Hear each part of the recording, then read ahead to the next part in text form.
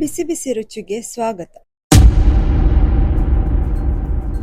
ಇವತ್ತು ನಾವು ಹೆಸರು ಕಾಳಿನ ಕಿಚಡಿ ಮಾಡೋದನ್ನು ನೋಡೋಣ.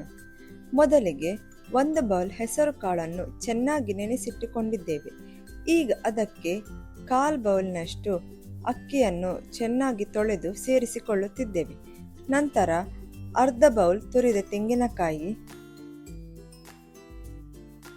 ಹಾಗೂ 1/4 ಬೌಲ್ ಬೆಲ್ಲ ಮತ್ತು ರುಚಿಗೆ ತಕ್ಕಷ್ಟು ಉಪ್ಪನ್ನು ಸೇರಿಸಿ, ನಿಮಗೆ ಸಿಹಿ ಹೆಚ್ಚು ಬೇಕಾದರೆ ಬೆಲ್ಲದ ಪ್ರಮಾಣವನ್ನು ಸ್ವಲ್ಪ ಹೆಚ್ಚಿಸಬಹುದು.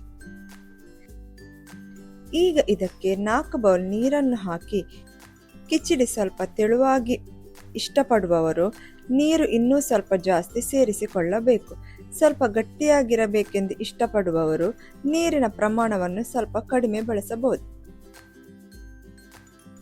ನಂತರ ಕುಕ್ಕರ್ 4ರಿಂದ 5 ವಿಸಿಲ್ ಬರುವವರೆಗೂ ಬೇಯಿಸಿಕೊಳ್ಳಿ. ಅಷ್ಟೇ, ನಮ್ಮ ರುಚಿಕರವಾದ ಹೆಸರು ಕಾಳಿನ ಕಿಚಡಿ ಸಿದ್ಧವಾಗಿದೆ. ಕೊನೆಯಲ್ಲಿ ಸ್ವಲ್ಪ ತುಪ್ಪ ಹಾಕಿ ತಿಂದರೆ ಇದರ ರುಚಿ ಇನ್ನಷ್ಟು ಹೆಚ್ಚಾಗುತ್ತದೆ.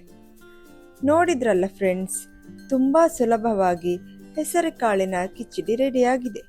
ಈ ರೆಸಿಪಿ ನಿಮಗೆ ಇಷ್ಟವಾದರೆ ವಿಡಿಯೋ ಲೈಕ್ ಮಾಡಿ, ಕಾಮೆಂಟ್ನಲ್ಲಿ ನಿಮ್ಮ ಅಭಿಪ್ರಾಯವನ್ನು ತಿಳಿಸಿ ಹಾಗೂ ನಮ್ಮ ಚಾನಲ್ಗೆ ಸಬ್ಸ್ಕ್ರೈಬ್ ಮಾಡಲು ಮರೆಯಬೇಡಿ. ಧನ್ಯವಾದಗಳು ಫ್ರೆಂಡ್ಸ್. ಮತ್ತೆ ಇನ್ನೊಂದು ರುಚಿಯಾದ ರೆಸಿಪಿಯೊಂದಿಗೆ ಭೇಟಿಯಾಗೋಣ.